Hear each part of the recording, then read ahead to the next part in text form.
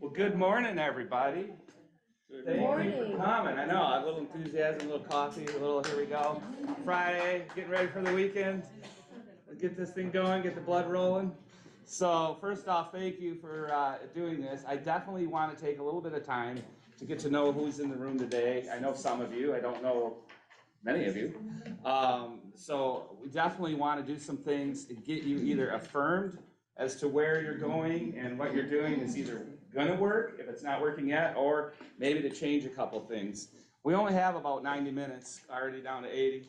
So my presentations, they're not precise. They're not gonna be, I definitely brought the key. I definitely have the magic. I'm gonna show you one device that is absolutely gonna change everything. I did bring that, but overall, I try to really get you what I think you need, and we're gonna figure that out in a little bit. So I'm Todd Golnick, and I'm with Premier Plus Realty, an agent here now for, it'll be 5 years last month. So I haven't been doing this forever, and he's not one of ours. Oh, he is. So, and I come off of a 35-year law enforcement career. So yes, I started very young. I know you weren't thinking that, but I'll just pretend you were. I spent my entire adult life in law enforcement and started at the smallest position I could get in. My dad was friends with the sheriff, and I'm like, Dad, I want to be a cop so bad. He's like, you're 18. I'm like, I know, but this is what I want to do. And so he got me a part-time dispatch position. There was no 911 then. There might have been in some experimental cities, but there was no 911. There was just call taking centers and stuff. And so I started there and joined our auxiliary, got sent to the police academy at 20, graduated the police academy at 21, and knew everything, just the smartest person everywhere I went, no question about that. And quickly realized that that wasn't true, but had a really exciting and fulfilling career, and then eventually was able to do all the different special assignments. I worked undercover, I worked in SWAT teams, worked with dive teams. I had a K-9, and then my life got really boring because I had to give all that fun up and trade it in for a desk and never missing a lunch. And I became detective lieutenant, and then eventually became chief of police. And being chief of police means you're an armed office manager. It's not as glorifying as it sounds. You don't make any cool stories. You hire and fire, and it's, there's a lot of policy stuff. So, but it was a great way to wind my career down. And then what any good person would do when they retire is move to Florida, right? So as state law in Florida says, when you move to Florida and you get a driver's license, state law requires you to get a real estate license. So being a good citizen, I followed the law and I got my real estate license. And so having my real estate license in hand, believe it or not, what caused me more anxiety than anything was picking a brokerage. Anyone else feel that way? Yeah, so picking the brokerage was really tough for me, and I just allowed my life instincts to just sort of lead me on that. And I interviewed 6 or 7, I guess Premier Plus was 7. And it was just so easy. It was so obvious that everywhere else I was going to be swimming with sharks, working for competitive brokers. I was going to be, you could just tell it was just sales talk, and it just was like, oh my God, this is nothing I want to do. And then when I came to Premier Plus, and they were like, they didn't even try to sell me nothing. They were just like, well, show up at our breakfast. It'll be fun. You'll love it. And I showed up to breakfast, and it was fun, and you can entice me with free food, give me I'll do anything. And by the way, there is coffee and water in the back, but I didn't bring donuts. It's a myth. It's a myth. Everyone loves donuts, not just cops. Turns out everyone loves donuts. So coming to Premier Plus was an absolute win in getting involved in Mentor Edge.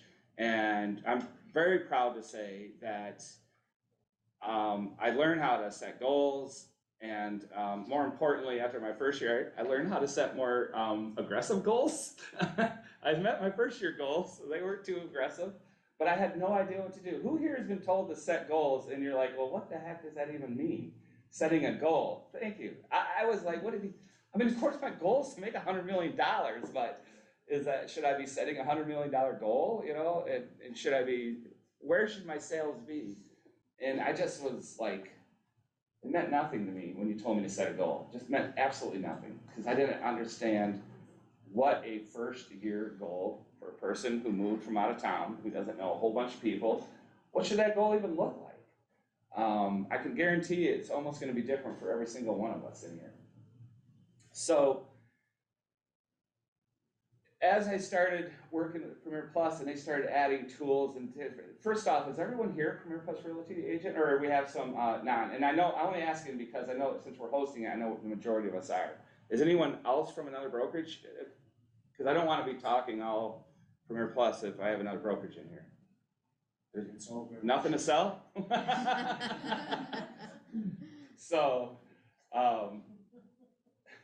So as they started adding tools to the toolbox, I was adding tools from different areas too, and then realizing I was duplicating efforts. And it was really interesting because it seems like how Premier Plus Realty was changing since I grew was exactly how I was changing. So the tools and the marketing opportunities and all that fit in. So since we are all Premier Plus Realty agents, the first thing I'll talk about then is the one flyer that's on top of your thing is the cocktail party, the celebration cocktail party. If you have not signed up, you definitely want to sign up. This is going to be the event of the year for the company, and it is going to be a tremendous amount of fun. Get yourself all gussied up. Boys, put on a nice suit, and ladies, bring in your nice formal wear, and let's have a good time, because I think it's going to be a great event. So if you haven't signed up, you can do it very quickly with your QR code. Secondly, I want to talk about in the back of the room, you will find some flyers and the Bear. I'm guessing we got different board members here, Royal Palm, Nabor, and Bear. So I'm a member of Bear myself, but there are different classes, so they have a nice schedule of upcoming classes, and you're more than welcome to help yourself that, and it's on the table in the back. So you want to look at some of those training opportunities. So that's just a quick little introduction of me. I'm going to be all over the place. Even my slideshow is set up that way because I just got certain things that I want to make sure we get a chance to discuss, and I also want to kind of point it towards you guys. There's more people here than I expected to kind of go through the room and do introductions and everything. So what I'm going to do is a little question answer, and that is, how many people here have less than a year of experience? 7, okay, about half the room, excellent. How many people have less than 2? Obviously, 1 to 2. It's very literal. Okay, less than 2 to 5. Okay. I hope I can share something with you. I definitely, but like I said, I'm hoping what I talk about affirms where you're at or gives you some ideas on how you might want to do some things differently. So, with that said, if this applies to you, you don't have to say anything, but just think about it and be honest with yourself. You can't become successful by winging it, but I see every single day agents signing up and they're winging it. They're being told, you know, in your Larson school, they kind of give you some ideas. They're not there to teach you how to be realtors, but you definitely pick up some nuggets. You're definitely catching good things from the brokerage, but you can't wing it. Success just doesn't happen. You have to go out and create it. It's going to be a reflection of your efforts and, in all honesty, how you address your failures. So like most in the industry, in any industry, right, it doesn't matter whether we're going to pursue brain surgery or landscaping or run a small business or whatever we're going to do, you have to master your craft. And who's responsible for that? I mean, who is responsible for your success, right? Well, it's 100%. It is 100% your responsibility. So we're going to be talking about, I brought the key to success. I'll bring it out. This is it. This is all you need to know. So right there, you see that? See? Everyone take a look. I want you all to take a look. Who is going to absolutely be responsible for all your success is right there. So stop looking at me. It really is an important, huge thing. I can't overly emphasize, we're coming into 100% brokerage commission. You're never gonna find another brokerage like this anywhere at 100% who offers the tools and the opportunities. But the point is, it doesn't make it their responsibility. Of course they want you to succeed, and of course they're gonna help. But at the end of the day, your input determines your output. Because the broker can do everything in the world, including hosting classes that agents don't show up to, okay? And you can't blame them. I mean, it's just not gonna happen. What I really want you to focus and understand is that this absolutely begins, the middle and the end is 100%, 100% on yourself. So sometimes to become a better agent or to achieve the success and really understand it, we gotta know our why. We gotta know what our foundation is that we stand on. And you're gonna hear me talk about things that you've heard other people talk about, and there's a reason, because those are the principles. There is no magic bullet. So I'm gonna be talking a lot today about things, and you've heard some of this, but I just wanna emphasize that that's because that's how it's done. It's how it works. But you hear these things such as setting a goal, and then I can tell you to set a goal, but what the heck does that mean? Well, hopefully we'll talk a little bit more about that. So what motivated each of you to become a Florida licensed agent? Can I just get a couple of shout outs there? Does anybody want to share why you got into real estate? I'm gonna put you on the spot. Well, I like to work with people, and I've worked in sales before, so it kind of seemed to be an area where I could apply service to people, helping others, and make a business out of it. Okay. So you're people-centric. Yeah. I'm gonna guess that 98% of us are gonna be that, because it seems to be, but there still are some people who are more married to the processes and the different procedures that happen, but being a people person is so important. I'm gonna ask you, what's your why? My why, I'm fascinated by the whole mechanics of it. I'm also a people person, so don't worry. Yeah, well, I'm gonna guess I like almost the everyone here business, is. I like the idea of it. Yeah, okay. Pablo. I have a strong background in corporate finance and investment banking, and I figured it's a nice bridge over to the residential real estate and while dabbling also a little bit in commercial and business. So you have prior skills that you basically determine are gonna be useful in this industry, and you can translate them and maybe create some level of success. Correct. Okay, that's just me. That's just me. Rework. So anyone else want to share a why with me? Well, most of the people want to say we want to work with, we like working with the people, but the main reason is being flexible. When you have little kids, you want to be flexible. And give more income to the family. Thank you. Give more support, especially these days that everything is so expensive. So I'm gonna absolutely agree with everything you guys said, but he just went right to the meat and potatoes. Flexible schedule, make more money. Make some money, right? I mean, Most of the people say I like working with people, I want to help the people, but the main reason is helping the family. So my 2 to 5 year agents. Anyone born 5 years? Okay, good. My 2 to 5 year agents, how flexible is your schedule? Okay, that spoke everything I need to hear there. And how's the money coming? Sometimes yes, sometimes no, right? It's definitely not a steady flowing river. It's either a thunderstorm or it's a desert. It seems to be, right? It's never flowing evenly. So, but I'm so happy that you shared it with me because it's true. I'll tell you my why. My why, after 35 years in law enforcement, I was a worker. I hustled. I literally got paid exactly as much as the laziest cop when I was a street cop. When I became a sergeant, I got paid exactly as much as the laziest sergeant. But obviously I got opportunities to promote, and then I promoted through.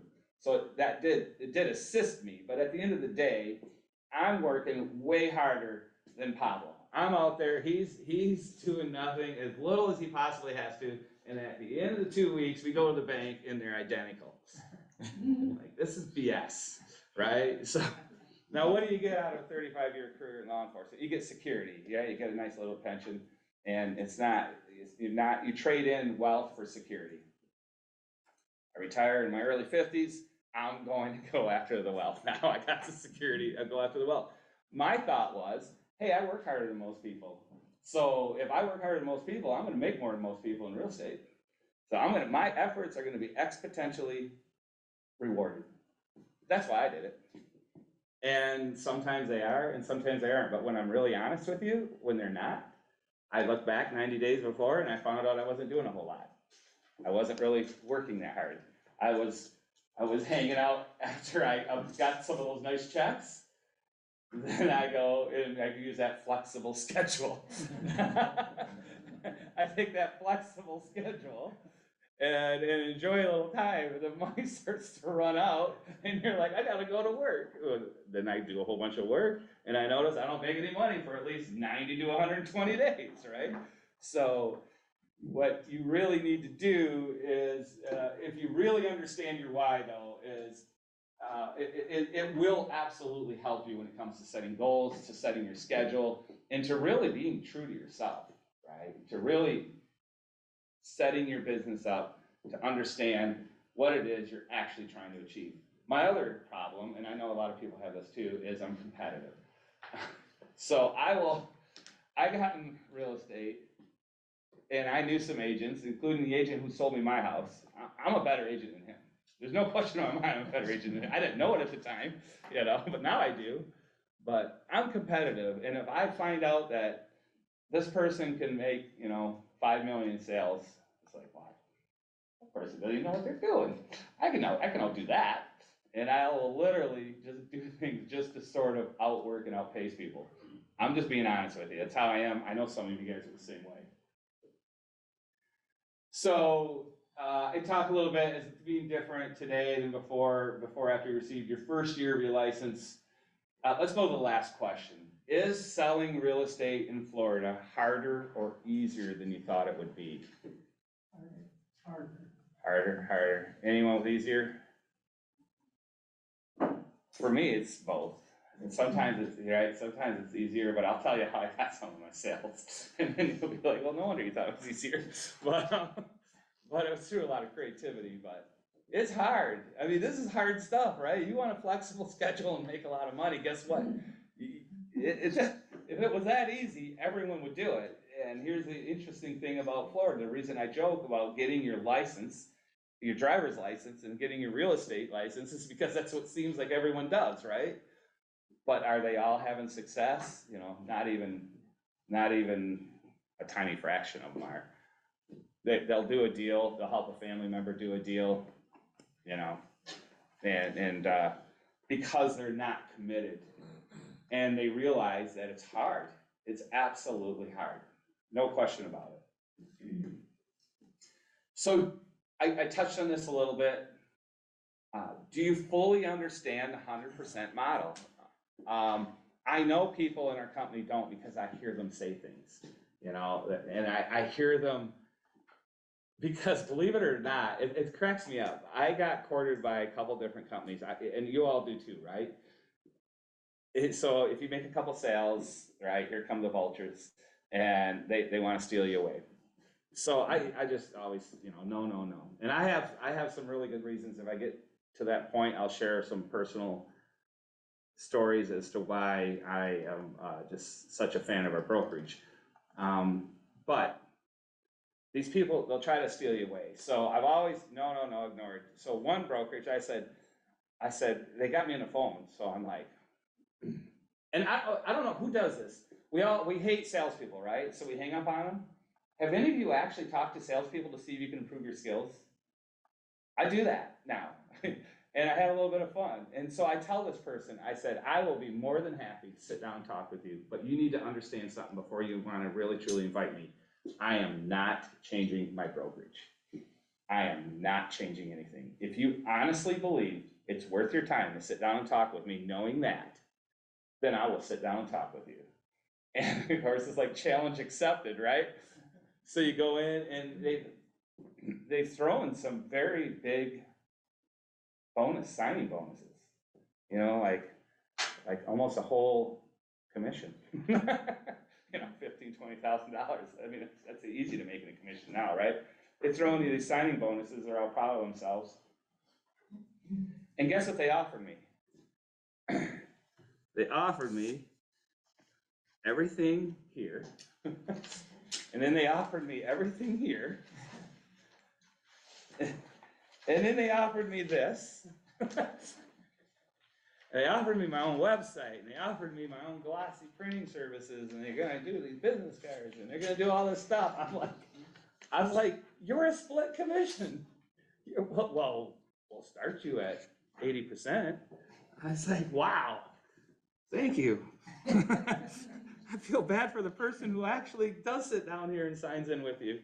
And it's a big brokerage. I do business with their agents all the time, right? So I was just shocked. But why am I sharing that with you? Is because there are still certain things that you can almost blame that brokerage if you're not getting leads and you're not getting things.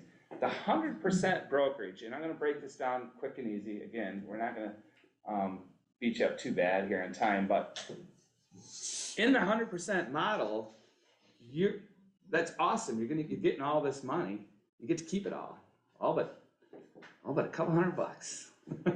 That's all the company gets. If you make $40,000, they get a couple $100. If you make $4,000, they get a couple $100. But that allows you the flexibility to run your business. So you need to be taking that and budgeting that, right? You got to pay taxes out of that. You've got if you're a listing agent, you've got your listing expenses. If you're a buying agent, you got you're running around for 3 years showing 35 homes a day expenses, right? We have all that. But if you want leads and you want marketing and you want branding and you want certain things, at the end of the day, you have a choice. So what's the difference if you're paying a split and letting them handle that for you? You don't really have any say, you don't have any direction, which could be good if you're new in business, but you're only going to be new for a short time. That's a cool thing about being new, is eventually you're not, right? So you stick around long enough, you're not the new person anymore. You stick around long enough, next thing you know, you have the 2 years of experience, the 5 years of experience, and then you get to be that obnoxious agent that gets on the phone and tells you, hey, I've been doing this for 20 years, don't tell me how to do my job. Don't be that agent, by the way. But when you're evaluating your why, it can help you in establishing goals and business plans. So know that when you are coming on with 100%, that doesn't mean that's 100% groceries for the kids, 100% car payments for Beamers and Mercedes. It ends up being 100%, but you need to absolutely start figuring out how you're going to budget out of your income, how you're going to run your business. So that when you come to the 100% model, that's on you. Here's the beauty of it. That's all tax deductible. So you're in charge. You make the plan. You determine your future. You determine your expenses, and you can write it off versus just handing a chunk of it away. Oops. This was my favorite piece of advice when I would teach a Mentor Edge class, because it's true. And I'm proud of this because I picked up on it all by myself. No one ever told me this. But when you're new, you're not busy selling real estate. You're busy trying to sell real estate. So when you're new, you'll have more time. You people that have less than a year, I'm telling you this, and you probably know this, but I'm going to reiterate it and give you some validity to it. You'll have more time for your training in that first year of your license than you ever are going to. And that's why, how many people are here now, Paula? We had 26 or so signed up. We don't have 26 here. Because what happened was all of a sudden a showing came up, an inspection just came up, and some last minute stuff just happened from the time they registered till now, because they're busy. So you'll have more opportunity to get this education in. I'm telling you, sign up and go. Because not only do you get smarter, right, and you learn these things, but the connections you'll make. So one of the first people I used to see on a regular basis who'd hold seminars here is Danielle Damanoff. And she's a mortgage lender now, and she was a very successful agent during the downturn. She made a killing 2008 to 2012 when nobody else was making a killing. So when you got somebody who makes a killing in 2008 to 2012 selling real estate, you listen, right? You listen to the things they tell you. So I was listening, I was mesmerized, and I copied many things that she said and did, and it's worked for me. But if I can't tell you enough, get your butt in the classroom as much as you can right now, because it's gonna be very, very hard. I keep seeing these amazing opportunities that the company puts on. Fridays are typically horrible days for me. I keep missing them, and I've got to figure out how I'm gonna continue to enrich my skill set with training and manage a business and manage a life and a schedule. Because it is way harder after things get firing on all cylinders. And you know what? You're here. I'm pretty sure things are gonna start firing on all cylinders for you. You're literally here because you're thinking about it, you're concerned about it. You have some things that sounded like you could improve on that might be here today. That tells me that your mind is right, which is absolutely huge. So now that I've told you about your time, skills that you must master, you will have to master a schedule. So that flexibility, it is there, but it will cost. Every time you flex your schedule out, it will affect your income. But I'm not telling you not to do it. I'm just telling you, just know that in your goals, know that in your earning potential, know that you have to set time aside for yourself. Some of us have to run kids to school, right? It's not a problem I have anymore. So I have to be sensitive to that and understand that that's the world. Some of us have parents to care for. And so you have to carve time out for that. You really need to learn how to master your database and your leads. And we'll get into what that means in a little bit later. And definitely master your marketing and your branding. Mine changes so often, I'm going to argue that I'm not mastering it. But there's a reason. There's a reason for the change. So, is anybody here, who here has mastered their schedule? Who here literally has a strict schedule laid out? At this time I'm going to do this, and at this time I'm going to do this, and then, no? Okay, I appreciate the honesty. And you know what, I'm going to raise my hand a little bit. Because again, I'm reaching out to that flexibility, right? And we all are going to, but I definitely have set different times of the day for different activities. And I try my best to stay a schedule. It's a really funny thing. I notice the more I do it, the more money I end up with 90 days later. And I know it sounds like a joke, but it's not. It really is. What you do today affects your income in 90 to 120 days, constantly. I promise you that. So if you're new and you've been in this for like 6 months and you haven't closed a deal, I'm not surprised by that. That sounds about right. And if you have, I'm very happy for you. You're probably moving at a faster pace than most people would do. But don't feel bad if you haven't, because it takes time.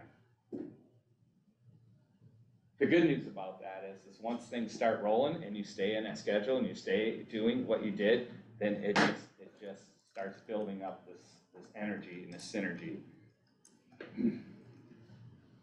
So, who here has identified a real estate goal in the past? Anyone done it? I know you know. I know who you've worked with before, so and she's good about that. Has anyone else identified a real estate goal? Have you said in the year 2023 I want to make X amount of sales? Pablo has. Anyone else? Okay.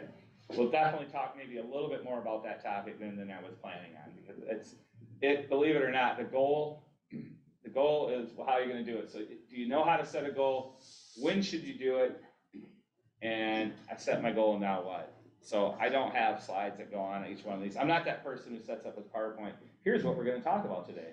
And then, now we're talking about it. And this is what we talked about today. That's a 90-minute introduction right there, so we're not doing that. But so do you know how to set a goal? Let's go to when should you set your goals? Does anyone know? And I know you know. When should you set your goal? Well, I keep talking on this 90 to 120 day cycle. right? So you should be identifying your goals in the fall, September or October.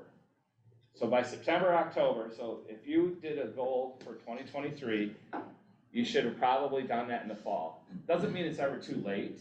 That's just the time you want to start doing it, because if you want to meet those goals, the plan of action has to begin before the year starts. If you wait until January and things take 90 to 120 days to take effect, right, your actions, you need to set things in the fall. Now, how do you set a goal? Let me see what I have next. I can't remember. Okay, I do have a little bit here. So let's just say, so I started in 2018 and I wanted my very first year, and I didn't go calendar year, I went a year from when I left Mentor Edge, because I didn't really do anything. Back then Mentor Edge was ran a little differently, and we were in the classroom every day almost. So I walked out of Mentor Edge and I said, I want to sell $1 million worth of real estate. And I didn't know if that was too ambitious, if that was too little, I didn't know what I was doing. Nobody told me what I could expect. But I thought to myself, back then, the average sales price in Lee County, I think was $269,000 or something. So I said, if I sold 4 average sales, I can make my $1 million goal. And so how do you, if you're going to set for $1 million, the way you break down $1 million goal is you got to know what your average sale price might be. So we'll just, we'll go to 2018 and just keep math simple. We'll say that the average sales price is $250,000. So my goal for $1 million requires 4 sales. Okay, so you have to think, how do you sell 4 properties? I'm new at this. So how do I sell 4 properties? Well, I'm gonna have to get X amount of leads and make X amount of phone calls. So you need almost, when you're new, you need almost 100 leads to make a sale. And then as you get a little better, you should be able to make 2 sales on 100 leads. Now, that's your internet leads. That's if you're using Facebook and click ads and all that kind of thing, right? And you're pulling in these basically surfers who are looking to beat the system. Everyone who's on the internet, by the way, hunting houses, they know to look at Zillow, they know to look at Realtor.com. The reason they're clicking on our ads is because they think they're beating the system. They think that out there in the internet somewhere, there's something that nobody knows about. Have anyone else done that? Yeah, we all have done that. We all go out and do our research and we think there's a way to find this cheaper. There's a way to find a house that nobody else knows about. There's a way to beat the system. And that's how you end up with a lot of those clicks. Are those people always serious? No. So you need about 100 leads, and then you have to make several hundred phone calls to those leads, because you can't get them on the phone all the time. So then you start figuring out how many phone calls per lead. And then you determine whether your leads are going to be sales or purchases. You're going to be selling, listing or working with buyers. So once you know you have those leads, and you understand that every morning, and if I have to make 50 phone calls a week, and I'm working Monday through Friday, that's, what is that? 15 phone calls a day, 16, 17 phone calls a day that you have to make.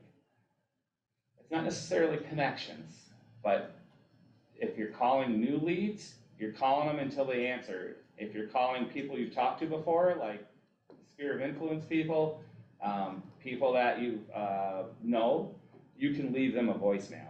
And that kind of creates that touch. But you don't want to leave voicemails to people you've never met. You need to get a conversation with them before you do that. And that's hard. It's really hard. But when these people answer and they're finally ready to work with you, you'll spot it instantly and you'll know. So then how much lead activity do you have to get those appointments? So, right, how many ads, how am I going to get someone to invite me to a listing appointment, or to say, hey, we're flying in town and we would like to look at some homes in some gated communities? And then I'm gonna guess this is what's on everyone's mind. What are my lead sources and what is my budget? So who here is really looking for a place to get some better leads? Yeah, me too. Me too, I'm definitely interested in that. Who here has gotten leads from a source and like signed up for something and then after working them for a month or two has determined that they're kind of garbage leads, that they're just not good quality leads? Yeah. Who here thinks that there is a source for better leads? So that would be people that would be signing up that are more interested in moving forward with a sale or a purchase. Yeah. I think it should be, I don't know where, but Yeah. I've heard there is. Yeah, you've heard, it's a rumor, it doesn't exist, it doesn't exist, all leads stink.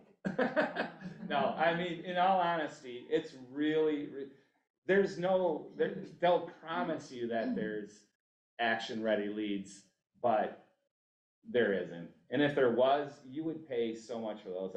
I mean, in essence, it becomes a referral, right? I mean, if they're that ready, and I've gotten good referrals that have never converted. So it's like, hey, I got this customer, will you take care of them? I don't work that area 100%, and then people ghost you instantly. You're like, well, you said you had a customer. I do. Well, I guess they're not ready. So, it's, the elusive lead doesn't exist. You've got to get out there and just start throwing all this against the wall, and then finally something's gonna stick. So if you've committed to working with a company or committed to, we have a lead share program. We have a bunch of people who've been in and out of it. I beta tested the program with us. I'm in it. I'll never not be in it. I can't buy and find leads that cheap anywhere else. I'd be a fool to not be in it, in my opinion. You're not gonna make a living strictly on that. It's not enough leads. At $100 a month, I mean, $100 a month, there's people that pay $100 a day for their leads, if not more. But it definitely supplements my business because your lead, you gotta have multiple sources of leads. So I do RSP mailers, I do my own direct mailers to my SOI. So anyone I don't know in my farm areas gets RSP. Anyone I do know gets my direct through my marketing company that I've hired. Then I do the Facebook ads, and we try to keep a real strong social media profile, which that's relative term to me, because I'm sure some people look at it and go, this is weak, and other people look at it and go, this is amazing. So that's a relative term, but we do know for a fact that people judge us based on our social media. If you post activity and you run into someone you haven't seen in a while, oh my God, you look so busy. You've been so busy. You're doing great, aren't you? And you're like, uh-huh. I guess so. And if you look busy, you will be. And people want to do business with successful people. So get on there and make it look like you're doing something. I don't care if you are or not. You don't lie. Don't be deceptive. But get out there and talk about the open house that you're working, right? And hey, we got this. And hey, my buyers are flying in town, and we're gonna be looking at some of the most amazing communities. They're so excited, I'm so excited. Can't wait to give my buyers a new lifestyle. And people see that and read that, they affect it. Now, what you have to be careful is, I guarantee you've looked at other agents, and you're thinking, oh man, that agent's killing it. That agent's killing it. There's an agent that used to be with us, who went to someone else, and I know her very well, and I've always seen her as a super strong agent. And I noticed her marketing online is exactly the same as mine. And so I said, hey, you're working with such and such company? And she's like, yeah, because they'll only take certain, like if you have overlapping leads, they won't take you. So I said, oh, that's fascinating. You're the first person I met that's done that. And then she told me, and I sold, our team, my wife and I, our team, we sold, I think around 12 million last year. And I really thought she was gonna be around 20 million. And she goes, I barely squeaked out 4 million in sales last year. And I thought, no way, man. I thought she was killing me all along, so, and I know there's some people who really get silly. You don't wanna do that, that shows. but absolutely pump up your social media. So, but anyways, your lead sources have to be very diversified. So that way, I'm getting, if one's hotter than the other, or something goes bad because of say a hurricane hits or something like that. If something quits working, you want them coming from other areas. So you want, just like your investment portfolio should be diversified, I believe your lead sources should be diversified. So that does create a problem for you if you don't have good CRM software. And where do you get CRM? Oh, we have one? Get that included. We get one for free versus my being here? Okay, awesome. We used to get one for free because of one of our affiliate members provided it. And then we changed affiliations and the boss made a different direction on how we partner with our title and our mortgage. And they just provide it now. So it's pretty cool. And what's really cool about our CRM is it works with the transaction software. So everything's integrated if you go that route. I'm a little late to that party. But if I was new, everything I'd be doing is through that. Yes. Everything. And I can see me getting there someday, probably. Because eventually I hope to hire somebody who handles a lot of this stuff, and they'll be like, make my life easier and use this one. So, and then I did it just real quick. And then, so you gotta work budgets, right? So don't be afraid if your budget is small. But, so budgeting for leads, so this is where life gets really confusing, right? So I remember being really young, back in the 70s, and I remember hearing one time someone said, half of all advertising money is wasted. Just nobody knows which half it is. So, okay, if you can wrap your head around that concept, you'll understand that I spent $25, but I didn't get a sale. Well, man, that'd be awesome. You could invest $25 and get that, $12,000 commission check. I mean, I'll be trading $25 bills for $12,000 bills all day long, right? That'd be awesome. They just have to make both those. So you have to understand that marketing, not only does it take an investment, and not only does it become a little disheartening because it will appear, and it will be if you're ineffective, if you're not choosing the right sources. It will be a waste of money, and you will waste half. You're gonna waste half of it, you just don't know which half. So if we knew which half, we would spend half and just spend it all on the right stuff. It just doesn't work that way. That's not how marketing works. Marketing is about hitting the masses. My marketing might absolutely resonate with you. You're a person who's in my community. We've met a couple times at the coffee room, and we just, pleasantries. And then I just sort of like, I know her by first name now. I'll just add you to my marketing. And so you're seeing emails, and you get some hard mail, and you're like, wow, this is these people, this is impressive. But what's the problem? She has no need for real estate. She's not going to buy or sell. And even worse, she doesn't know anybody maybe who's going to buy or sell. So I'm spending all my money on you, and you're not going to do anything, are you? You're not moving anywhere. And I actually have friends come up to me and go, Todd, you don't have to send me this stuff. I know you're a realtor, but I'm not going anywhere. And I tell every single one of them, I know you're not. But what about your neighbor? What about your friends? And what about your family members that you keep posting what you're doing on here, and they're up north and they're jealous as can be, and they're mad, and they're sick and tired of looking at you having a good time while they're shoveling. By the way, all my sales come with a year of free snow removal. That's one of my marketing strategies. So I promise them snow blow their driveway if it snows. And hey, it's I know people offer free tacos, and they're buying tacos all the time. I'm offering free snow removal, and so far I haven't spent a dime. People love the irony of it, right? Because they're all here. I mean, how many people are from Florida? Anyone in this room from Florida? What part? Miami Beach. Miami Beach. My daughter married a Fort Myers native local. She's been down here way longer than we have, but man, what a gold mine of information, right? Because we're all from somewhere else. But you get someone who's been here the whole time, and they can tell you things, and they can tell you go by a gas station. They're like, I went to high school with that kid, owns that gas station, and stuff you wouldn't even think about, It's just gold mine. So anytime you can hook up with a local, do it. But for the most part, we're all from somewhere else. We all came here because we're all sick of the same damn thing, right? Gray skies and white ground. We're all sick of it. We want sunshine, sand, beaches, and water, and a lot. We want a lot of it. So much that when it blows up with a nuclear bomb, we don't leave. We just stay right here. We're like, this is still awesome. This is still better. And so, because we definitely got blown up. And so I wait. I just sit there and wait for all. I'm from Michigan. I'm from near Traverse City, huge snow belt area, skiing, snowmobiling, ice fishing, hockey, every winter activity there was. And I used to engage in all of it. When I quit engaging in it, it was like, why am I here? You know? So I just sit there and wait. And then on Facebook, as soon as they all start their, oh my God, it's a snowstorm, and they start posting their rulers in the snow and all that, that's when I just nail them. I just bomb those people with Florida images.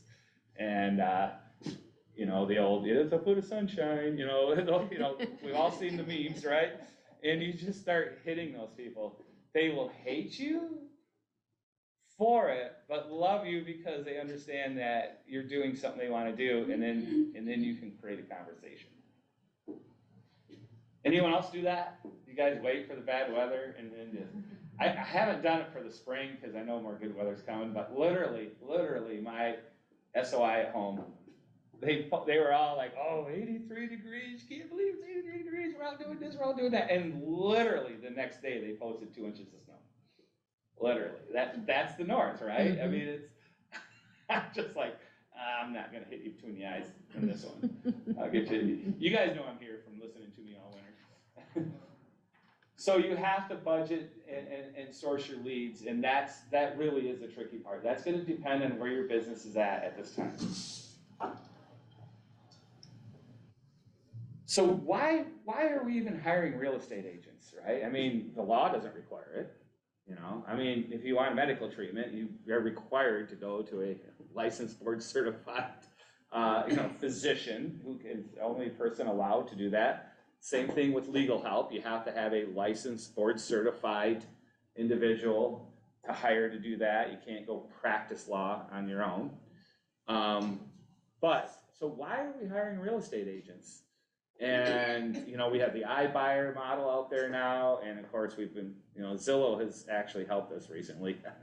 They've definitely shown that a global conglomerate doesn't quite have their act together. So they've sort of helped recently, but why, there's everyone in the world's out there trying to come up with a way to replace us. And here we are. Well, there's a few reasons, and this is going to tie right into another point that I have, but number one is, they need to avoid closing problems. Now, they're not thinking it right away, but as soon as the discussion about that comes up, and well, how are you going to close? Well, now all of a sudden, everything's opening. Everyone just thinks it's like selling a lawnmower. You just put it on Marketplace, someone shows up, hands you the money, hand a lawnmower, and it doesn't quite work that way. They definitely are looking for neighborhood knowledge, especially down here. Why? Because they're not from here, right? They have visited somebody, they just fell in love with the place online. There's people who have never visited here who just look at Zillow and home prices and offerings and just decide that's where we're gonna live. So your neighborhood knowledge is imperative. That's another reason I became an agent here. I literally knew the market so good in Florida from doing my own house hunting that I quickly realized I knew more than most agents about what different neighborhoods could offer, what different areas, home prices, all that. I had it down, and from doing my own research for my own purchase. The paperwork probably is number one. Pricing expertise is definitely helpful with buyers. Sellers, reasonable sellers do very well. They want that too. There's not a lot of reasonable sellers out there right now. Can I get an amen on that? The sellers have locked themselves into 2022, early 2022, and refuse to let go. It's been a very interesting conversations with sellers lately. And then navigating the closing process, which is an absolute mystery, and I've been doing it 5 years and I still don't have it down. So you're darn right we need a realtor to do this. But no, navigating the closing process. So what I want to do, and I'll just end it here. So okay. So those are 5 reasons. 5 reasons why you would hire an agent. I want to know, why the heck would I hire you? And why would I hire you? Okay. More importantly, why would you hire you? And why would you hire you? And if you really think about your skills and what you bring, would you hire you or would you hire someone else? Now, I'm here to tell you something. I got a good crowd in here. I think I know where this is going to go. I expected some younger, no offense. I expected a bunch of little boomers, or a bunch of little Zers in here. And who here has not bought real estate in Florida? Okay. When I do mentor edge classes, most of the class has never even done a real estate transaction. They're on. So you have at minimum purchased real estate in Florida. Okay. I'll tell you what, if you have not done a real estate transaction, I don't think you should have a real estate license. Because you don't know what the hell you're talking about. You just don't. We can just kind of like me talking about setting goals and then, just leaving you go set goals, right? I mean, if you haven't done a real estate transaction and you tell somebody some of these terms and some of these tasks they need to complete, like, oh yeah, just go wire the funds. So, well, I bought real estate and it really helped me because it was very close to the time I did my licensing. And I remember a whole bunch of things tying in. It definitely helped me with my licensing. No question on that. But it really helped with my business. Because what I found out, and I'm sure you have too, is that most of the buyers I work with are coming here for the exact same reasons I did. They retired young, they empty nested, enough's enough. I'm selling my snowblower, I'm tying my snow shovel to the front of my car, and I'm driving south until someone says, what's that? And then I'm moving there. That's just exactly and that's what these people, that's what my customers have done. They've done what I did. They're not 100% sure. Oh, we'd love to be in Naples. I could get you in Naples. Yeah, we want that pool home for $350. Got to be single family though. Can't have a duplex. Can't have a townhome. It's like, yeah, okay. So which neighborhood in Immokalee do you want? So, right, and so they don't know. They don't know, right? And so I've done that process, and I've been through that, and it's the first thing I tell them, because I want them to know that they're working with someone that has not only the exact same interests as them, but have actually done it. And that, to me, is one of the quickest ways I connect with strangers on the internet. So, that sounded weird. Yeah. Did you have your clothes on? Or See, that's that 35-year law enforcement history coming in here. I did work undercover for 2 years, too. I had a ponytail down the back. So my hair is way longer than yours.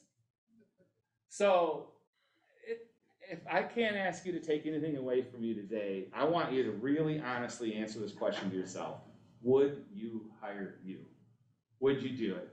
And if the answer is no, and I'm going to guess for several of you, it very easily could be because you're new. Just mostly because you're new, right? So if the answer is no, then what do I do to overcome that? How do I become the agent I would hire? Well, if you don't have experience, then you need education, okay? And you need mentorship, so you need to find and identify with agents who are willing to help you along, right? That you can mimic and copy. We've done it, right? I've done it with people, and I've really found agents. That's the other beauty about PPR. The agents here are not, we don't eat our young, okay? Mm-hmm. We don't eat our young. And there are brokerages that 100% eat their young. They're just horrible. And I have found so many people to be helpful. As a result, I felt an obligation to be helpful because I have just reaped the benefits of other people's experience who just helped me along. And so You wanna find those people, identify with them, get that help. Once you have the skills, you wanna pass it on, because you've heard this before, and I'm gonna reiterate it, there is absolutely more than enough work here for us. There's only so many agents here that are working. I know there's 30,000 agents down here, but there's only a handful of them actually working. So become the agent that you would want to hire. So, anybody here have a niche yet? It's okay if you don't, I don't. Because I'll sell anything to anyone, anywhere, anytime. I will follow the money. But some people, I know an agent who absolutely will not take a listing if he can't drive his golf cart to it. Oh, wow. You know who he is, I know who he is. And he's killing it. He is killing it. Oh my God, he's always driving his cart somewhere because he's picking up a lot of checks. I'm not that guy, you know. Now, listen, I've been very fortunate since I've changed my marketing strategy and all that. If you go into my transaction file and look, you'll just see there's like 3 streets. Is all my transactions are like 3 different streets, you know, and they're all in my neighborhood because I've really, really hit my neighborhood hard. Again, I'll talk more about that. So what's your niche? Do you want to be a luxury agent? Do you want to work with first-time buyers? Lifestyle is so important. It goes back to what I'm talking about, right? I'm meeting people who want to relocate down here. They've done what I've done. They're going to do it. They're ready. Their lives are there. Those lifestyle questions. Who knows where the equestrian communities are down here? And I'm not talking about Ocala. We don't sell in Ocala. I mean, although there's plenty of homes there, I would drive there and sell. It's not that far up the highway. I had to drive up there to buy a puppy for my wife, so. But there's equestrian communities in Charlotte County that are absolutely stunning. There is some up by Arcadia. And of course, when you start to get into the north end of Lee County, there's all kinds of 10-acre horse homes. If they're all local, they're all generational, and if you're not from here, you're probably never, ever, ever gonna get the opportunity to sell one. And most of them just pass through families. So you see all those, and they're never for sale, ever. A neighborhood expert, that's definitely what I'm becoming. That's what I'm focusing on. One day I'm jealous of Terry. I'm gonna be just like Terry someday. I'm gonna drive my golf cart, or I'm not doing it. But it's gonna take a while. And he's been doing it a long time. You can become a relocation expert, right? There's a ton of new corporations and businesses setting up shop down here, right? People are changing their headquarters down here. Just all you gotta do is follow Seagate. Seagate is building all these beautiful buildings for all these companies that are moving down here. New construction. That wasn't cool during the pandemic, was it? I began my business almost exclusively selling new construction because I wasn't that smart and I didn't know the contracts that well. When you sell new construction, you don't have to write a contract. You don't have to do anything. You just, you know, back then we had different software. We had app files. They'd be like, well, you just got to upload that contract in there. And like, as soon as that builder's done writing it, I'll do it. But I did new construction homes. I did one custom one, and that ended up being a $3 million deal. But most of them are the Lennar, Pulte's, Toll Brothers, right? Our national builders. And I'm telling you what, if the reason I was so good at selling new construction homes, it was pre-pandemic, and we used to have monthly meetings all the time, and we always had it in the new community. And I went to every single one of those meetings. And I went to all those models, and I met a salesperson, and I created a relationship with a salesperson, and then you get their drips of what their inventory and all that is. So pre-COVID, new construction was cake because so many times they were offering 4 and 5%. So I tell you how resourceful I get. I get a Century 21 realtor Googles Naples best brokerage or something like that, and they get Premier Plus. So there's Century 21 in Atlanta, Georgia. So they called Naples and said, I'm selling their house, they're moving to Naples, and I want to refer them to you. And I want a 25% referral fee. well, I'm in the lead share program, it's my turn for that lead. And at the time, I had to give the company 30% for that lead because I'd earned my way to that level. So now I have to give off 55% of the sale. I'm gonna take 45% of the commission. And they're selling their home for, and they're $1 million customer, right? So they're looking right, they wanna keep it right around $1 million. Really, they don't wanna go over if they can help it. So I looked at their broker back then and I just said, I'm just gonna march them into a 5% community, sell them a home, and I'll pocket as much as I didn't have all this referral money I had to pay. And I'll be darned if 2 days later, I didn't lock them in at Isles of Collier Preserve, $1 million at 5%.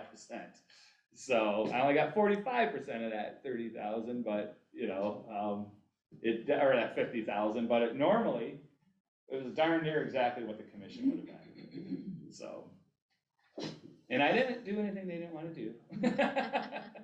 But it was great because they were looking at Naples Reserve, who was offering 5% homes at the time. I'm like, yes. And then they're like, we just don't like this. We just don't like this. So I'm like, have you, in all your research, have you done Isles of Collier Preserve? They're like, no, we never heard of that. I said, oh, it's right down the road. I said, you got to see this. And they just fell in love. So they thought they knew everything, and they didn't. So new construction, there's so many opportunities, and it's back. The opportunities are back. Now, pay attention. There's still some sleazy builders out there that are, if you go in and no ground's broke or anything like that, and they want to do something, they're only going to pay you 1%. But if they have some standing inventory, they're paying 3%, and some are paying 4%. So, and why make 1 when you can make 4? Some people want to get into the foreclosure world. They're still out there, and they're tough sales right now, though, because there's so few of them that people think that they can get bargains on them. And so you get all these just horrifically low ball offers you have to entertain all day.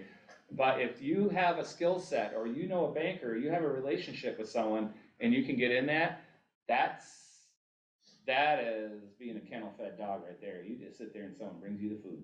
So I'm a field-fed dog. I have to go and hunt it. That's how I eat. I have to go hunt it. But field-fed dogs, which, by the way, that's what I call builder sales. Builder sales are kennel-fed, and general real estate is field-fed.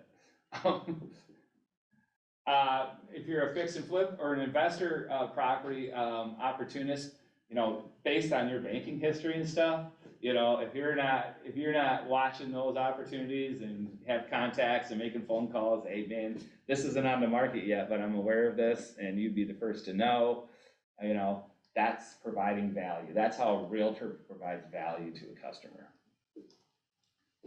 So, anybody want to share anything about your niche, or if you're trying to break into something, you want to have a talk about luxury? Because I like to talk about luxury. Here's why. Luxury sounds fascinating because why, right? If I make a sale at $300,000, or we add a comma and $3 million, I'll take the $3 million all day long, right? But those buyers and their needs, or those sellers and their needs, are very, very, very different. So there is a skill set that goes with luxury. One of our agents recently was on social media. It was almost kind of bashing luxury agents. And I think what he was doing was bashing people who called themselves luxury, who kind of self-appointed luxury. If you haven't gotten the actual training and the skills to deal with luxury, you should stay the hell away from it. It'll blow up in your face so fast, and it will break your heart. Because remember, there's one thing about making a $300,000 sale, but losing a $3 million sale. Which one would you rather do? I'd rather make a $300,000 sale. So luxury I've just seen so many agents working. They're working the average price point's coming in, right? Because they're getting internet leads. But the internet leads will pull you in some good luxury. They will, but overall, you're getting kind of around average. And what's average in Collier right now? What's the average sales price? It went up like 6. Oh yeah, it's over 6, right? Yeah. I mean, that's crazy. I mean, when I started in 2018, man, people were really breaking up a $600,000 sale, and now they almost see it as a, So, but let's just talk color county for a minute. So you have a buyer at 600, and you've been working with these people, helping them. All of a sudden, this one person calls and says, "Yeah, we're looking for something. We want to be in Royal Harbor. Our budget's about $4 to $5 million. It's got to have a dock. It's got to da da da da." And you drop everything. You drop everything and go and just put all your time, energy in this person.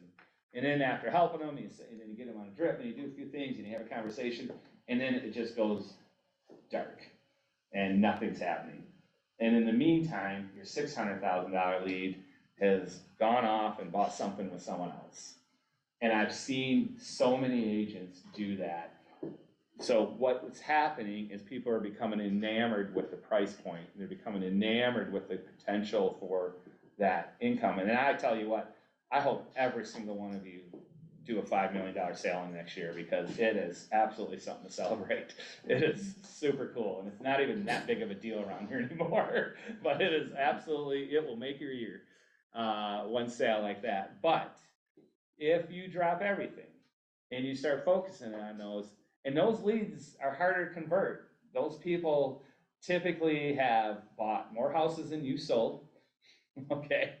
They have financial skills and literacy skills. They're not all lottery winners. They're not all a bunch of hillbillies that just showed up. Gosh, I'm sure and pretty. And we should get one of these. And they're tough. They're very tough, and they can be very demanding. And I'm not saying don't go for it. I'm not saying that you can't put that on your radar. I'm telling you, make sure you're prepared. And don't step over dimes, to pick up what may be nothing. Just make sure you're picking up your dimes as you're going towards that goal. So you can still sell your $600,000 listing while this $3 million or $5 million listing, you're courting with that. So I've just seen so many agents just drop everything and pour everything into that one lead, going, man, if I do that, I'll make my year. Especially if you set your goal at only $1 million, right? My goals aren't $1 million anymore. And I made my goal, by the way. I made it with 1 day to go. And I closed a house for my son. And I gave him most of the commission. But I want to give him all. Well, it's always, I told my kids when I moved to Florida, they were in their 20s, and I'm like, yeah, you guys anyone's welcome to come live with us if you want, but you got to stay in the basement. My youngest son's like, yeah, you hear that? We can stay in the basement. My oldest punches him, and he's like, there's no basements in Florida. And he's like, oh, kids messing with us. So be careful with luxury. It'll court you, but so lead sources. There's geo farms. Those are physical areas, right? Those should be, if you live in a neighborhood, you should be courting that. In my neighborhood, I was one of the first people to move in there. There was already the big hitter agent in there, and we actually became friends before I was licensed. And he had it cornered, but I said to myself, he's just one person. He's not everyone to everything. He's kind of a slickster. There's a lot of people who don't like him. I'll just take what he doesn't get. I'll be more than happy. And lo and behold, I was picking up some customers, and they were literally telling me the same thing. I just don't like his style, I know he's good at what he does, but he's kind of, and I'm sure he's picked up customers because people don't like my style. That's just the reality. You can't be all things to all people. Geo farms are one of the most important. Direct mail is extremely effective, will take at least 1 year to work, and it's very expensive. But I can tell you, it pays for itself, but it is expensive. So be ready to write some checks, but you will get back. My direct mail in my neighborhood shows all the sales. I got a listing, and at the time, sold the most expensive home in that neighborhood last year. And she thought when she saw my postcards, I sold every single one of those homes. I just kept talking about something else. And I'm like, yeah, that's what you think? Well, then no one needs to tell you otherwise. I mean, she's like, man, I can't believe you sell these homes, all this. I know all the prices of what all the homes sold for. That's all I said. You know, I know exactly what's going on. But she was convinced that I sold all those. So she wanted to work with the big realtor who sells all that, and I'm like, that's me. And since I've gotten that one, then getting our listings have been just no problem at all. Expireds and FSBOs, right? We've all heard that, but they were. I'm going to give you a couple quick little ideas on FSBOs. So I got a FSBO, and it was a neighbor, and I said, "Oh, I see you're trying to sell your house yourself." Yeah, I said, "Well, we live in a gated community." She goes, "Mm-hmm." I said, "Well, you understand that only 1.7% of all sales in Florida are actually by owner. About 1/10 of that percentage is in a gated community. If you don't sell your home to a friend, a family member, or a neighbor, you can't sell your home. And you can do that without putting a sign in your yard." So she goes, you know, I just decided that this isn't a neighborhood for me and I want to move on. Excellent. Okay, so I gave her the information, I walked away. Next week, I'm walking by, I talked to her again, and I said, "Have you got any offers?" She goes, "No." I says, "Well, how are you going to handle it if you get one?" She goes, I don't know, I maybe get an attorney. I said, "Well, I'll tell you what I'll do." And I come with a blank 12-page purchase contract. And I threw a bunch of addendums in, because you're in a gated community, so I had a CDD addendum, I had a HOA addendum, and I had the Fair Housing Act, and I had brochures and all this, and I handed her this paper, and I said, "Well, here's what we do when we do a purchase, so here you go, you can have that, there you go. That's all yours, now you have all the paperwork you need to do it." Holy crap, right? You're licensed, you don't know how to fill it out. And, she was just like, "Oh my God." I'm like, "Yeah, if there's anything I can do, let me know." Okay. And then I'm like, "Well, who's going to close the deal?" You know, a week later, "Who's going to close your deal?" She's like, "You can have the listing." I'm like, "All right, sign here." Because all I did was introduce her to reality. You know, I never once said, "Can I list this?" Or I just introduced her to the statistics and the probability of selling it. I didn't make that up. If you don't sell a FSBO to a friend, a neighbor, or a relative, you're not selling it. Now, yeah, could you do it a little bit in 2022? Yeah, a little bit. But there's still, people think FSBOs are bargains and they won't pay full price for a FSBO. So that's how I get FSBOs. The lead share program is available to you. Again, none of these should be all in. So I do geo-farming, I do direct mail, I do PPR program. There's teams available to you, so you know those are lead sources, obviously. You can pay the big money. Those used to be some pretty good leads to buy. I'm hearing for quite a while it hasn't been that way. And then I'm heavy into my SOI, heavy. It's completely changed my business. If you're new, why go out and try to make that friend with that internet stranger, right? Why? Talk to the people who already know you. Talk to the people who already know. They may not know you as a great realtor. They know you're a great guy, right? They've seen you with your kids. They've seen you, how you helped the neighbor lady one day when she, you know, needed something. They see that, right? Those are the people that you can convert so much easier. You don't have to sell you just got to sell real estate. So now you just made your life a lot simpler. Work heavy on SOI. Yes, sir. SOI stands for? Sphere of influence. Oh, okay. You're so people you know, Yep. right? So, and that gets right down. Basically, if anyone can walk up and kind of call you by name. So anyone you've met twice, you know, or ran into twice. So in my neighborhood, like I said, I was one of the first people to move in there. We just sold out. It's 834 doors in my neighborhood. Because I'm involved in golfing in our neighborhood, and I'm involved heavily in pickleball, you know, I personally know at least 300 of those people, maybe more. And so they're getting my mailings. The people I haven't met and I don't know, and the recluses, and the people who just aren't involved in the social circles I'm in, I send them RSP postcards. If you don't know what RSP is, they do lunch and learns with us about monthly. Do you know, Paula, RSP postcards? Is it monthly?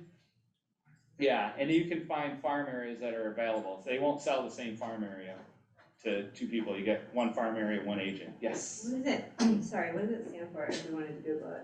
RSP? Yeah, what would we put in? Trying to remember. You know what? I have a postcard. I brought these with me. I brought samples. this is what. Yeah, I don't even know. I'll let you know. But that's the RSP mailing. And then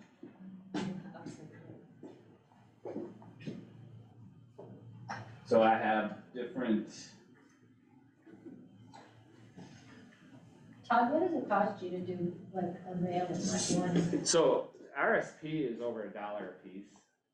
So I'm usually sending about 600 of those all the time, at least 4 times a year. So it's cost me about $700 something each time.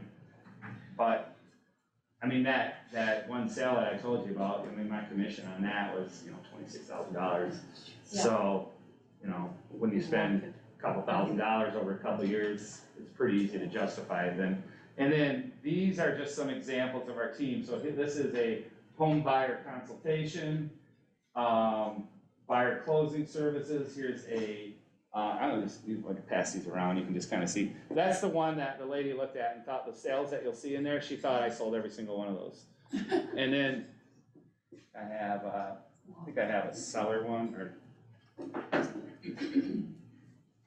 yeah, there's. How would you compare that to like just a, like through the post office type scenario where they just do like a 34119 or something like that? Have you? Like if you just go to the post, well, you Yeah, I can guess do your the post, yeah. bulk mailing. So Yeah. it's hard to say. So these mailings I'm doing through my marketing company, because this marketing company represents agents all over the United States. Those mail for considerably less than $1. I think like in the 80-something cents a piece. Like So, pardon? for the whole thing? Or that's the, Per card. including like to make it and to sell it and your postage? Yes. That includes the card and the mailing. So you'll see now I've developed as a team. So we're the coastal couple now. My wife was a flight attendant and worked for American Airlines for years. Was basically forced out of work during COVID because she was working out of Miami. They moved that base from Miami to LaGuardia up in New York, and they're like, you can work out of LaGuardia. And she's like, no, I'm not going to New York to work. So when you're in the airline business, you can commute to work. So we used to live in Michigan when she was based in Miami too, but so she would just fly to work. But then she retired and she's like, what am I gonna do? I was like, I'm gonna get licensed. She's like, the hell I am. I said, seriously, you don't have to do anything. Just go out there and win over the people that you win. And she's brought so much business, and people who had never done business with me, they don't really care to. The first customer she picked up absolutely would never hire a man for anything, ever. Just not gonna do it. She just, after her divorce, there's no use for men for nothing. She's never gonna work with me. And my wife locked all that in, and I just did all the work in the background. She doesn't know how to log into any of our software stuff. She doesn't know how to write a contract or anything. And I don't care, and I'm fine with it. I'll write the contract. I do all the paperwork. It means nothing to me. That's what being a team is, right? She goes out there and smiles and wins them over.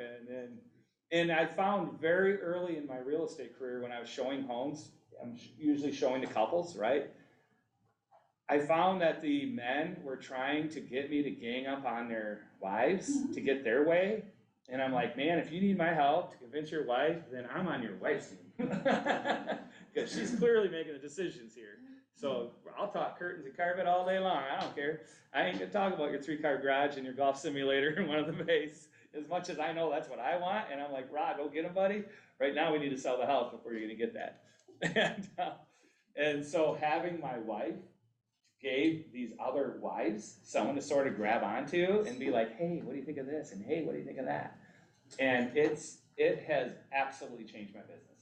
So if you're in a position to couple up, it's very dangerous. I'm sure we're never gonna make it now, but as working with your spouse is a minefield.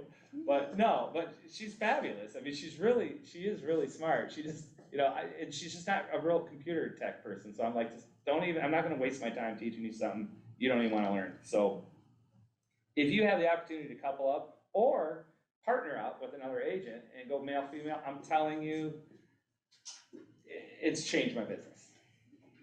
So, let's face it, who wants to hear what a guy has to say all day long? So social farms, that's your hobby groups, right? So golf, if you're in golf, if you're in pickleball, tennis, boating, whatever your group is. So I have two friends. I was a hockey ref up in Michigan. I ref for years, and two of my referee friends eventually became realtors. And one of them worked in the Upper Peninsula of Florida, and the other, or Michigan, Upper Peninsula of Michigan, and the other is in Traverse City. And those guys literally built their businesses on all of our hockey referee friends. That's where all their first sales all came out of and how it all happened. And they're just huge producers now. So social farms is that getting in a certain group, one that you identify with. You have to be genuine, you have to be part of it. You can't just show up and be insincere. It has to be something of interest to you too. Circle prospecting. I'll let Pablo answer that. Circle prospecting, anyone know what that is or not know what it is? Circle prospecting is geographic. It is where you would work around a specific listing. So if you got a listing, that's where you would start prospecting all the people around it. If you have an open house, you would start prospecting the people all around it at any cost. I got an open house opportunity for Pablo this weekend, and the house has been on the market for a year. I took it over a while ago from another agent, so I've only had it for a couple weeks. And I'm like, hey, Pablo, I worked it last week. Would you like to work it this week? He's like, absolutely, I will. He's an absolute gentleman. And I texted him yesterday. I sent him an email yesterday. I'm like, stop the presses. Open house is off. I just put it under contract. And he goes, I just left the post office from mailing a bunch of mailers to the neighbors. Literally 7 after I dropped them all. It's like he's literally like, oh, I'm dropping off. He's like, what's this? What's this? He's like, what? But you know what he said? And this is why I told Pablo, I was like, you're going to be fine. You're going to do fine. Because he said, number one, it was practice, which is the absolute truth. The hardest time to do something is the first time. And you said, it's just an investment in an education. He took it as a positive spin. So, and you are reaching out to those neighbors anyways. They're gonna see you, your name, and your brand. They're gonna see it. There's nothing wrong with that. And you just don't know. Just because it canceled, it doesn't mean that all opportunities are lost. So, okay, so that's circle prospecting. So there is gold in all of those, and try to use as many as you can. And I talked a little bit about this. Why would you hire you? So the value you're providing, you've got to know these contracts. There's so many agents that don't know the contracts, but that might not be your fault. I mean, I taught contracts ad nauseum. And until I actually executed them and wrote them, and then worked through them to closing and understood how to handle a problem within one, you're not going to. So you have to get experience. And how do you do that? Maybe you're going to be helping and working with another agent, but we can talk. I could stand here and do a contract class, and you'll leave, and you'll probably be no more wiser with the contracts, because you have to write them and use them and be deeply involved to master them. But you have to master them. You've got to master negotiations.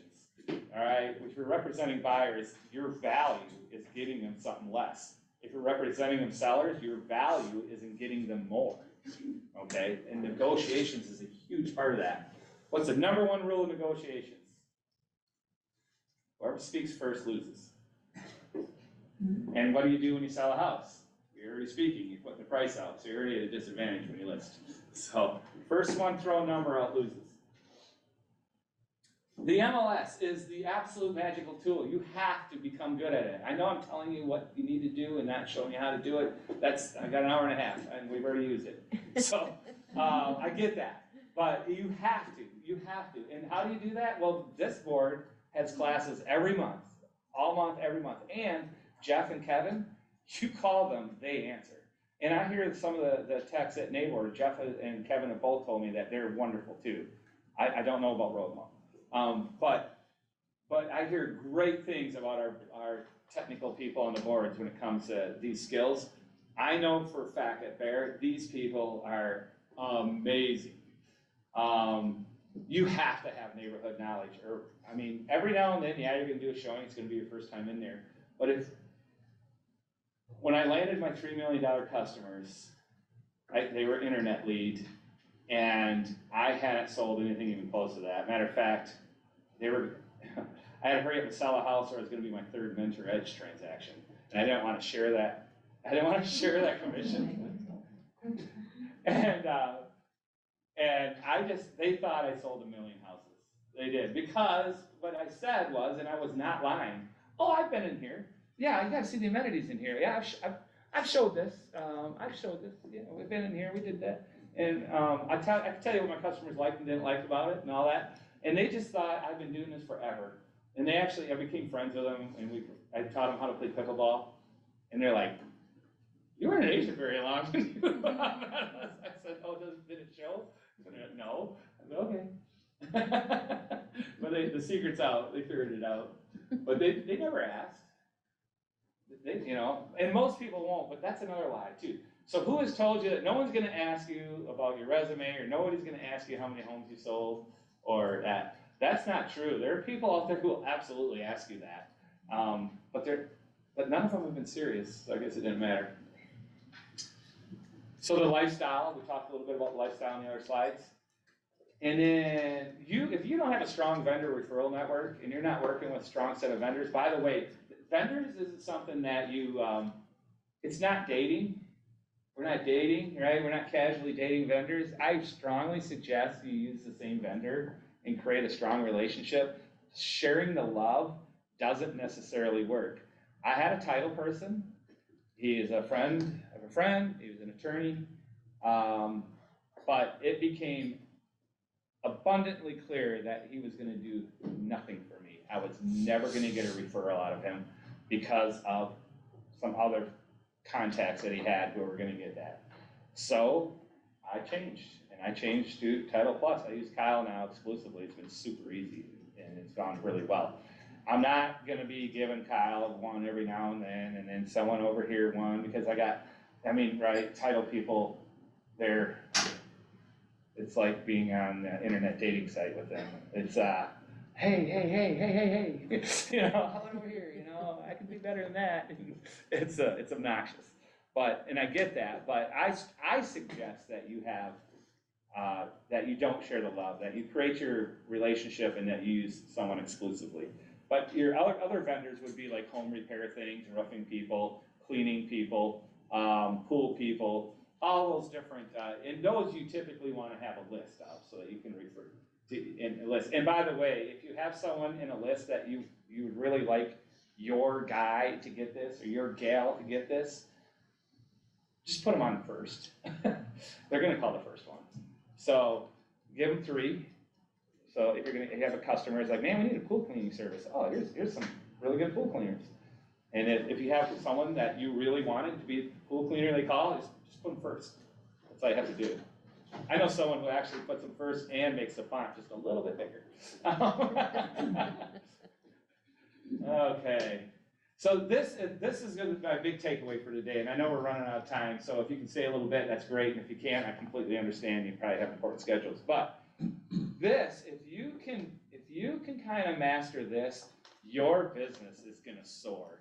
So let's start at the bottom, right? So these are the 7 levels of communication for you. Anybody seen this pyramid before? So this is awesome. This is a big deal. So right down here is advertising, right? We talked about mailers and we talked about different things. So advertising, direct mail, electronic communication, right? That's going to be your social posts and your emails and such. And you see where this is? Informational zone. So this stuff puts you into the informational zone. Now notice over here how as we go up the pyramid, the impact becomes greater. So the impact absolutely goes. So we've done this, and there's a whole lot of people who are thinking, oh, I sent them an email. Can't believe they didn't hire me. Jeez, what the heck? Well, you're giving them information. You're not necessarily you're not being influential. So now we got this gap here now. Now we're going to start moving up into influential. Handwritten notes. ladies, you got a hand on us guys on that one, right? The guys just don't, this is not something born and bred enough. Ladies are so good at it. You guys write these notes and it's awesome. I don't do it. Now I have a partner in my business.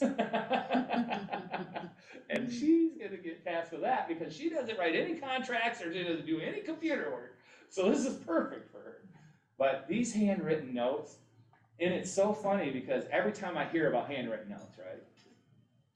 I was going through, I got some boxes of some police memorabilia, and every time I go through them, the boxes get smaller and smaller. I'm like, I don't need that anymore, I don't need that, I don't need that. But the one thing I keep seeing in there, I have like 4 or 5 different handwritten notes from my boss this one time. Just very informal, man. Hey, what you did today was great, man. Thanks for setting the example. Things like that. I have that. Those things are from the 90s. And I think one of them's from the 80s. You know, of all the things I hang on to, those are some of the things I've hung on to. And I don't hang on to a lot of stuff. The impact is immeasurable. So now we're going to move flat. We're going to move flat into the influential zone now. Now we're going to go from a note to an actual phone call. And you know, don't give me the kids today only text and kids today. You're not going to get a deal via text. You will get contact. You can set an appointment. You can set a phone call appointment. You know, but no one's going to be like, yeah, move ahead on that, you know, and I go, oh, I've never even called you yet, you know, let's move ahead on that deal, you know, I'm gonna send you my $20,000 deposit tomorrow. That's not gonna happen. You've got to get to the phone call stage. You have to have conversations to do deals. I don't care what generation, I don't care. That phone call with the younger generation, it may happen later, but it's gonna happen. Or you're probably never gonna convert. Now, events and seminars, that's not attending them, that's hosting them. You can host events. Who lives in a gay community? Okay. You could bring in the Humane Society of Lee County and do a puppy adoption day, or you know, or a donation drive for them. You could sponsor a dog wash day and you know, pay for dog vendors to come, and those mobile dog wash people. And you know, there's all kinds of things. That's just like one thing, right? You could hold, you could close on a house and hold a neighbor welcoming party, a homewarming party. Yeah, thank you. Couldn't come up with that. And invite all the neighbors over. And all you're buying is, you know, you just cater out some heavy hors d'oeuvres and maybe some soft drinks and stuff. You can do the whole thing for maybe a couple $100, $250. I typically give, if I sell a $500,000 home, I'm usually giving them more than $500 in gifts anyways. So that could just be the gift. So I like my gifts to be very influential. And try to make them as personal as I can, if that ability, if we have enough time together to where I do know enough about them. But you can, now you start doing these events. You could, if you have a gay community, you usually have a theater, a meeting room, or a card room. You could host a home buying or selling seminar for their, more importantly, probably you do a home selling one, right? How to determine value and marketing efforts and blah, blah, blah. You could do all that. So those are very influential, but then it's that one-on-one meeting. That one-on-one meeting, if you can get from here to there, you're gonna convert. You're gonna convert. It's just, if not today, when they're ready. So remember, we're not selling cars. We're not even selling food. We're buying food every single day. So a food advertisement could have an immediate effect. We're selling real estate. Anybody here buying or selling real estate tomorrow personally, for themselves? So if I told you every magical thing I could do for you, there isn't one person gonna step to the plate and work with me, are they? Because you're not buying or selling real estate. So understand that these things have to happen when I'm ready to do something. So what you're really doing is you're courting your customer, and then you're staying with them with this constant, regular And by the way, this has to be regular. You do a mailing and quit, don't do the mailing. It's good. One mailing, it's gonna be crickets. You're gonna be so upset after your first mailing that you're gonna wanna quit. I'm here to tell you, if you get a lead off of your first mailing, congratulations, you'll be one of the very first people I know who did that. That's just the reality of it. But you work out that pyramid. You get them to the point when they're ready, or do you have a neighbor, a friend, or a relative who's ready? Because I can help them too. But it has to be where you're actually helping them. Most agents come off as, well, you made it very clear how I can help you. I give you my listing, you make a whole bunch of money, and you've been helped. But what's gonna help me? Too many agents are focused on their bottom line. And I'm gonna give you my disclaimer I give every class, I haven't done it yet. I don't fight fair because I told you, I'm retired, I have an income stream. My bills will get paid if I don't sell a house tomorrow. So I'll almost apologize for that because I know there's people in here that need to pay their bills. But make sure that that converts to hustle and not desperation. Convert your needs to hustle. Convert your needs to going, I need a house. How can I be valuable to someone instead of saying, how can I get a listing today? How can I create value to someone? Show them how I can actually get involved in this process, make their life better as a result. At the end of the day, that usually means putting more money in their pocket. How do I do that? And then the people want to hire you. Nobody likes greedy people. And here's the other thing too. Most of these people are gonna hire you not because of your skills, they're gonna hire you because they like you. They're just gonna like you. And they're even gonna tell you sometimes, I don't know why I picked you.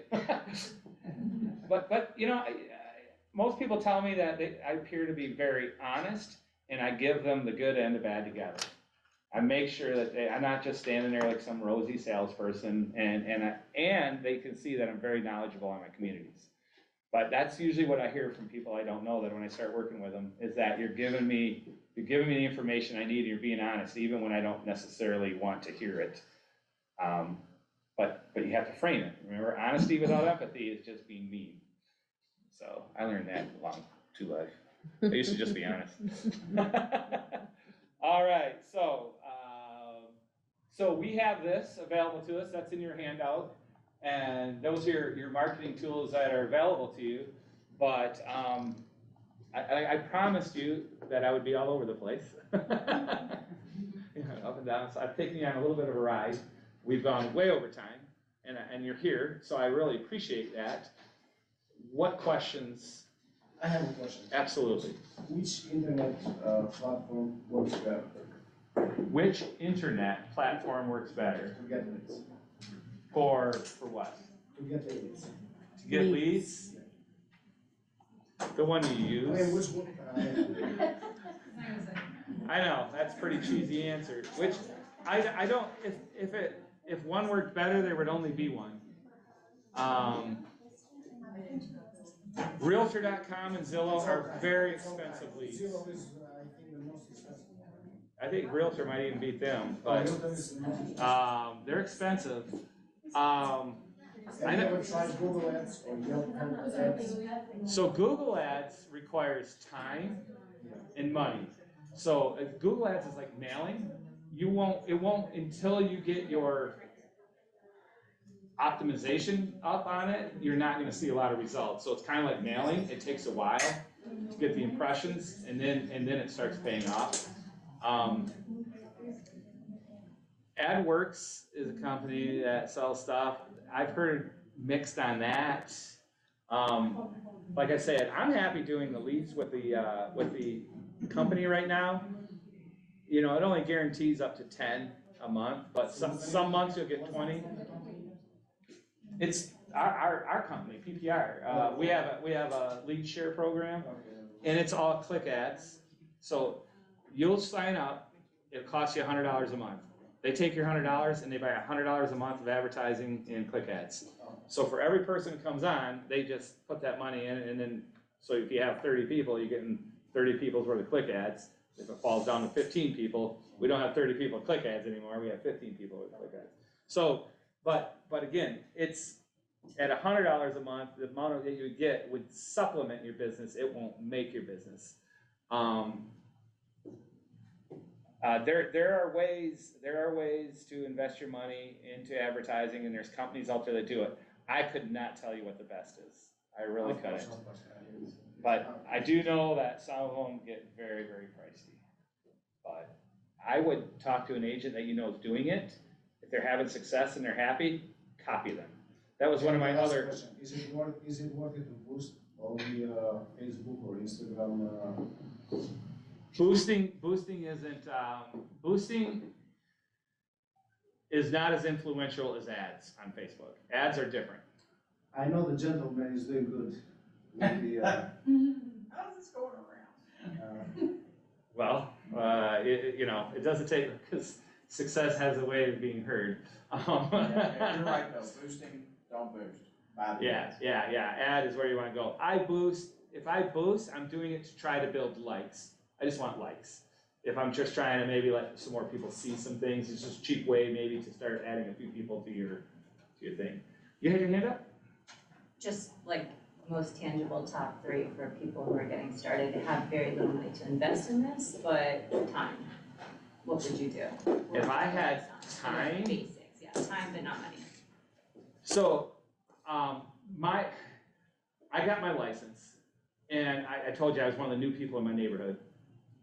I get my license, and in the meantime, I was so new in the neighborhood, we didn't have a sales office. You had to go to Pelican Landing, go there, their salespeople met you, and then since I bought and closed, we opened a sales office. And this one salesman person for them, he was always walking through the town center like he was the mayor, man. I mean, hey, how you doing? Hey, talking to people. And I'm like, I wish I bought my house from this guy. This guy's like the bomb.